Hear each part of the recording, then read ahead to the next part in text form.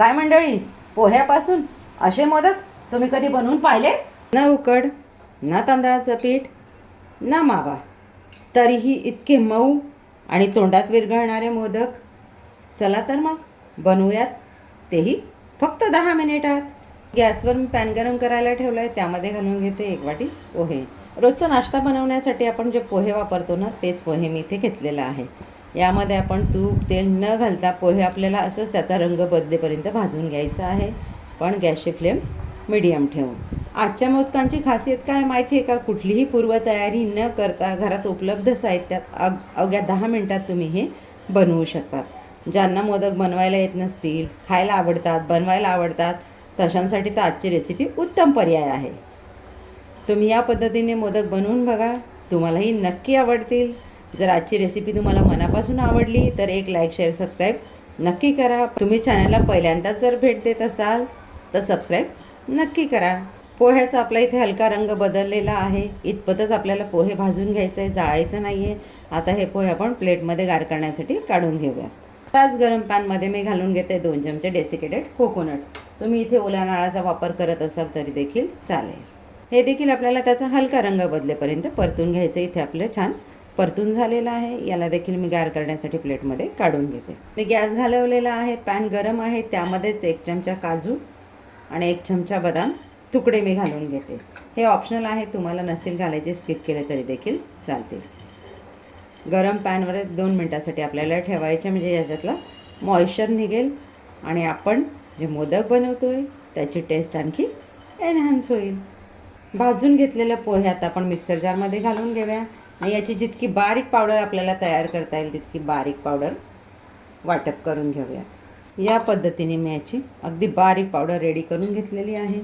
ती आता एका बाउलमध्ये काढून घेऊया. यामध्ये घालून घेऊयात आपण बारीक चिरलेला गूळ पाव वाटी.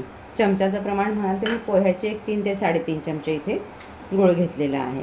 आता आपल्याला या पावडरमध्ये त्याला छान मिक्स करून घ्यायचं आहे.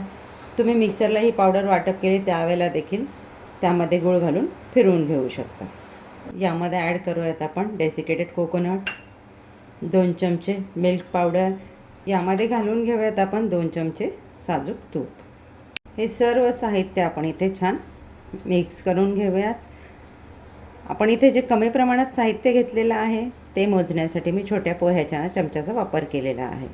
तूप घालून मी हाताने सर्व साहित्य छान मिक्स करून घेतलेलं आहे. या पद्धतीने याचा गोळा तयार होतो, इतपत आपल्याला यामध्ये तूप घालायचं आहे. यामध्ये आपण ॲड करतो आहे कंडेन्स मिल्क. मी 2 चमचा घेतलं आहे, 1.5 चमचा मी यामध्ये घालून घेते. उर्वरित लागेल तसं याच्यामध्ये ॲड करत जाणार. तर हे देखील आपल्याला मिक्स करून घ्यायचं आहे, सर्व साहित्य आपलं एकजीव होईपर्यंत. यामध्ये ॲड करतो आपण वेलची पावडर, छोटा पाव चमचा. आता हे पुन्हा मिक्स करून घेऊया. यामध्ये घालून घेऊयात आपले ड्रायफ्रूट्सचे तुकडे. मिश्रण मला इथे थोडं सुकं वाटतं आहे, मी यामध्ये पुन्हा कंडेन्स मिल्क घालून घेते उरलेलं. तुम्हाला कंडेन्स मिल्क नसेल वापरायचं, तुम्ही इथे दुधाचा वापर करू शकता. पण मग तुम्ही जर दुधाचा वापर करत असाल तर गुळाचं प्रमाण इथे तुम्हाला थोडंसं वाढवून घ्यायला लागेल, तुम्हाला किती गोड लागतं त्या प्रमाणात. तर हेही पुन्हा आपल्याला मिक्स करून घ्यायचं आहे. मगाशी मला मिश्रण थोडं घट्ट वाटत होतं, यामध्ये मी थोडं तूप ॲड केलं. या पद्धतीने आपण मिश्रण रेडी करून घेतलं. मिश्रण जास्त घट्ट झालं तर थोडं तूप किंवा दूध त्याच्यामध्ये ॲड करा, पातळ झालं तर पोह्याची पावडर ॲड करा. आता आपण घेऊयात मोदक वळायला. माझ्याकडे या पद्धतीचा साचा आहे, त्याला मी आतून थोडंसं तूप लावून घेते आणि यावरच पिस्त्याचे काप मध्ये टाकून घेते. म्हणजे आपले मोदक जेव्हा तयार होऊन साच्याच्या बाहेर येतील ना त्यावेळेला खूप छान कलरफुल दिसतील. तर यामधून मी थोडासा पिठाचा गोळा घेतला. आता हे आपल्याला छान जोर लावून प्रेस करायचं आहे, म्हणजे मोदकाला आकार आणि कळ्या छान येतील. एका हाताने मी साचा घट्ट पकडलेला आहे आणि दुसऱ्या हाताने मोदकाच्या साच्यामध्ये मोदकाचं मिश्रण छान या पद्धतीने प्रेस करून घेते. एक्स्ट्राचं आपल्याला या पद्धतीने काढून घ्यायचं आहे. आता घेऊयात आपण साचा ओपन करू. तयार आहे आपला मोदक. आणखी एक याच पद्धतीने आपण रेडी करून घेऊयात. थोडंसं तुपाचा हात लावूयात. पिस्त्याचे काप हे ऑप्शनल आहे, तुम्हाला नसतील लावायचे पिस्त्याचे काप, स्किप केले तरी देखील चालतील. साचा बंद करून घेऊयात आणि मिश्रण आपलं साच्यामध्ये भरून घेऊयात. हा देखील आता आपण साचा ओपन करून घेऊयात. हे बघा किती छान आपला मोदक तयार झालेला आहे. कळ्याही किती छान आलेल्या आहेत. आता याच पद्धतीने मी आपले उर्वरित सर्व मोदक रेडी करून घेते.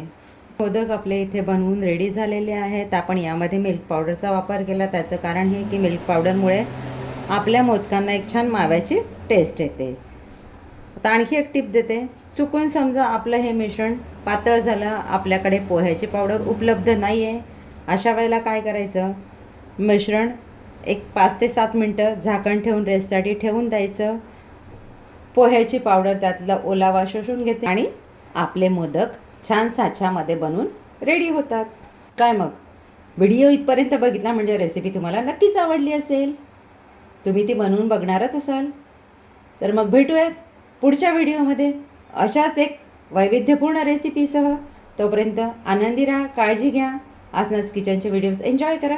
थँक्यू.